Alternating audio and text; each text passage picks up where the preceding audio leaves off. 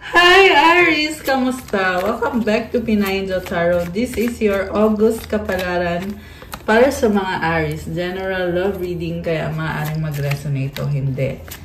Tingnan natin ang energies connected sa'yo. Kamusta kayo guys? Comment present para alam kong nanonood kayo. So, yung unang card nga pala is Twin Flame. Very interesting. So, ito, pakita ko sa inyo. Trust the magnetic pull of your twin flame. It will guide you towards them. Adventure. Seek adventure together. It adds excitement to your journey. Star. Your hope and optimism are a powerful love magnet for you right now. Okay. So, alam mo, there is healing para sa'yo at dito sa taong to.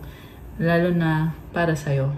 Okay? Strong yung attraction sa inyo. Pero, you are someone na very powerful. With the star, pwedeng sikat ka, pwedeng maraming humahanga sa'yo. And you are healing yourself. Okay. So, ayan, dyan muna yan. Tingnan natin yung mga nasa tarot. Anong mga energies connected kay Aries? Aries. So we have Knight of Cups. Okay.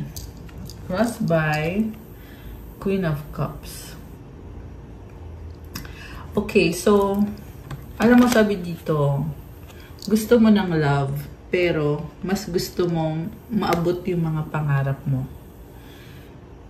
So, I feel like this is a reminder na prioritize muna yung mga pangarap mo. And parang malungkot ka dito eh. May namimiss kang person. Okay, mukhang it's either yung twin flame na yan or another soulmate. Kasi hindi naman necessarily na twin mo siya. Pwede mo namang soulmate mo itong person na nasagap natin. 222 on the screen now. Oh my gosh. So, pangarap mo siya, pero may mga gusto ka ding gawin sa career mo, sa buhay mo, and gusto mong maging happy. 8 of Pentacles. So, ngayon nakafocus ka sa trabaho, sa pera, and may mga blessings na dumadating. Yung love, parang feeling mo ngayon hindi pa dumadating. Pero sa totoo lang, nasa sayo mismo yung love eh. Kasi yung energy mo ngayon, puro cups. Very emotional ka ngayon. Very, not emotional in a bad way, but connected ka ngayon sa emosyon mo. Mukhang nagbubukas yung puso mo. Okay. The tower sa what lies below. So, it's showing me a change na nangyayari sa buhay mo ngayon na hindi ka komportable sa pagbabagong ito. Pero, sa totoo lang kahit hindi ka komportable, pero napakaswerte ng energy mo. Okay. And maraming blessings sa finances. 5 of Pentacles and High Priestess. Okay. So, feeling hopeless ka sa love situation mo. Okay. Pero, nagbubukas din yung intuition mo eh. Dahil dito sa taong kadil mo. Na-unlock. So, ibig sabihin, alam na alam mo kung anong nangyayari. Kung ano yung mga emotions mo. And ito na nga, andito yung the moon.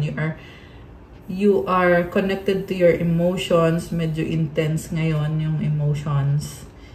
And then, niisip mo din yung person na yan na ang dami mong hindi maunawaan sa kanya. Mukhang merong mga sekreto. Itong taong kadil mo. Wow! Surprisingly, sinasabi dito na mahal ka nitong taong to with the King of Cups. Baka ang kadil mo ay water sign, Cancer, Pisces, or Scorpio. Although this can be any sign. Ang energy nitong taong to is kamatch mo. So, kung ikaw nafe-feel mo yung pagmamahal, sinasabi dito na ganun din siya. In fact, mukhang mas may emotional maturity siya kaysa sa'yo. Yung nga lang ang problem dito sa taong to, masyado siyang tahimik. So, medyo confusing din para sa'yo. Kasi iniisip mo kung loyal ba sa'yo to or may iba ba siya. Kasi may mga sekretong lumabas dito eh. Siguro nga dati nagkaroon ng cheating and ngayon gusto makipag-ayos sa'yo. Okay? Pero ikaw naman, parang wala ka ng tiwala kasi nga hindi mo na sure kung totoo ba yung pinapakita sa'yo o hindi. Pero ang lumalabas kasi dito sa reading is nagmamahal itong taong to or mahal ka niya. Ayun na nga sabi dito. Mutual energy is Page of Wands, outcome is the Empress, sa bottom of the deck or yung overall energy is the Devil. So, hindi okay. May bago ka. May iba kang person maliban dun sa twin mo. May nakikita kong someone else. Nakita ko din sa'yo, nagiging workaholic ka. Okay? With the Hierophant, ginagawa mo yan para sa family or sa anak, kung may mga anak kayo.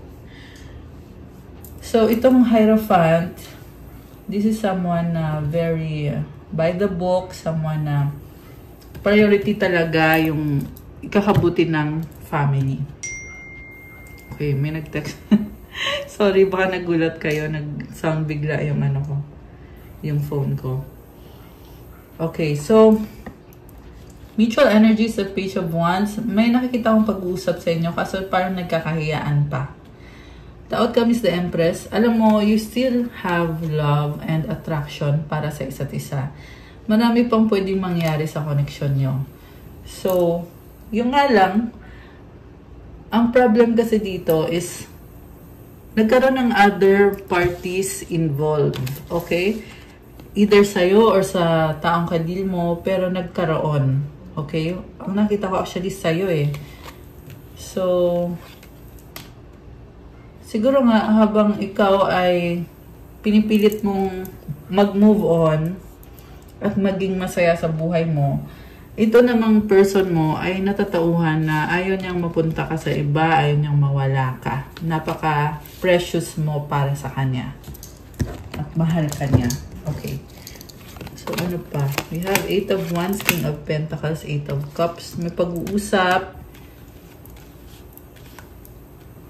Nagtatampo sa'yo itong taong to. And, okay. Maraming ganap eh. Ang nakita ko din sa inyo, palaban kayo guys. Palaban ka in a sense na ikaw yung breadwinner. Kaya naisip mo wala ka ng panahon sa love na yan kasi kailangan mo pang ayusin yung career mo, yung finances mo. Okay? Ano pa mga energies connected kay Aries? Knight of Swords, Page of Swords, Seven of Swords. May sorry, bulol. Ano ba yan? Pero yun nga yung energy. Actually, yun nga yung sasabihin ko, merong sinungaling, guys. Merong kakadil na sinungaling na tao. So, meron din ito, tinatry sabotage ka, tinatry saktan ka. Ayan, so, very, very harsh. Kailangan mo i-shield yung sarili mo, protect yung sarili mo. Okay, ano ba nangyayari dito? Sino tong sinungaling na to, mga kaloka? Sino to? 2 of Wands, 5 of Cups, Queen of Wands. Okay.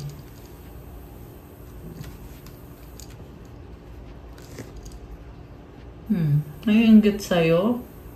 Nagsustalk, naiinggit kung anong meron ka. Nakita ka as the Queen of Wands, very independent, strong, palaban. Okay. May lungkot ka lang dito na parang feeling mo, actually, ito yung humahadlang sa'yo eh. Yung feeling mo na parang hindi ka sapat, pero sa totoo lang, you are strong. And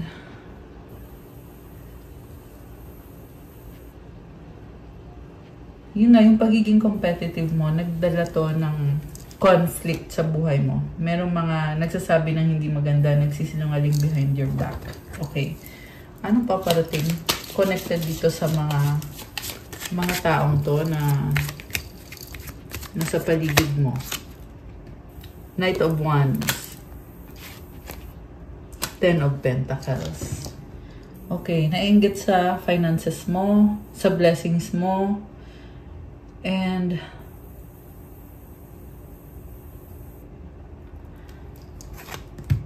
isa pa nga. Nine of Pentacles. Okay. So, meron din ditong person na gustong makipagrelasyon sa'yo, pero parang wala siyang guts or friend zone ba yung gusto niya or walang commitment. Kasi single siya dito sa Nine of Pentacles. Saka ito, suspicious ka nga sa kanya kasi titingnan mo ano bang intention nito. Bakit hindi niya kayang mag-commit sa'yo ng buong buo. Baka may iba siya. Okay? Pero sa totoo lang, mukhang pagdududa lang yon kasi nakikita ko very stable siya. Okay. Ano pa? Magician, Ace of Pentacles. Oh, merong mag-gift sa'yo. Ayan, may bibigay na gift or pera. Four of Swords, sa bottom of the deck. Parang deadmahan kayong dalawa. Pero pareho naman kayo nagmamahalan. Ten of Wands, burden.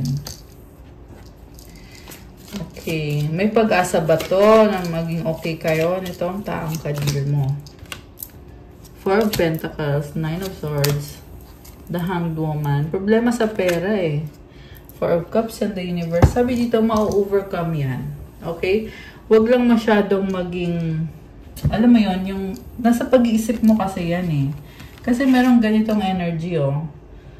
So, merong nagkaka-anxiety. So, alisin mo yung anxiety niyan. Mag-focus ka kasi ma-achieve mo to. Ayan, full circle ka dito sa universe. This is success. This is an ending, completion of a cycle. Okay? Nakikita ko yung success for you. Yung nga lang sa love, parang nagkakahiyaan pa kayo or merong pride din na ayaw mag-reach out. Alam mo yung ganon na gusto naman pero ayaw mauna. Okay. Outcome, Emperor, Seven of Pentacles, Nine of Wands. Okay.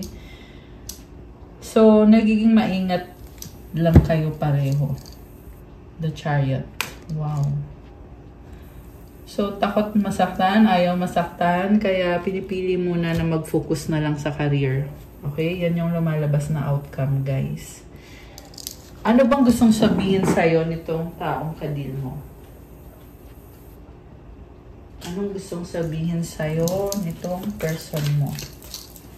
Mensahe ng person ni Aries.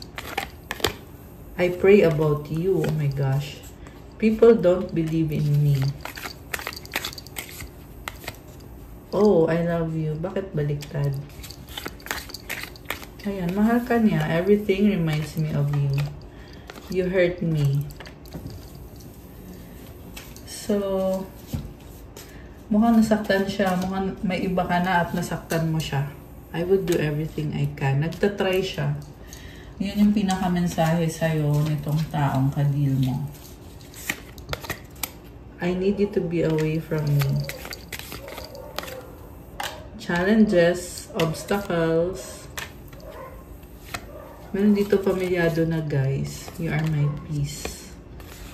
You make me happy. Wow naman! Alam mo, sweet actually yung energy nitong taong kadil mo. You're all I need. Let's forget the past. Sabi sa'yo, mahal ka nitong taong to. Very clear naman, diba? Merong lumabas na message na I love you. Anong advice para kay Aries? Advice. Okay, this is actually mensahe from the universe. Tapos, kuha tayo ng ito, isa pa. Mensahe from your angels. 1717 self-reliance. Time has come to rely on your knowledge, your wisdom, and your ambition. You have an important soul mission and life purpose. Leaning on your inner strength will allow more of your path to unfold ahead.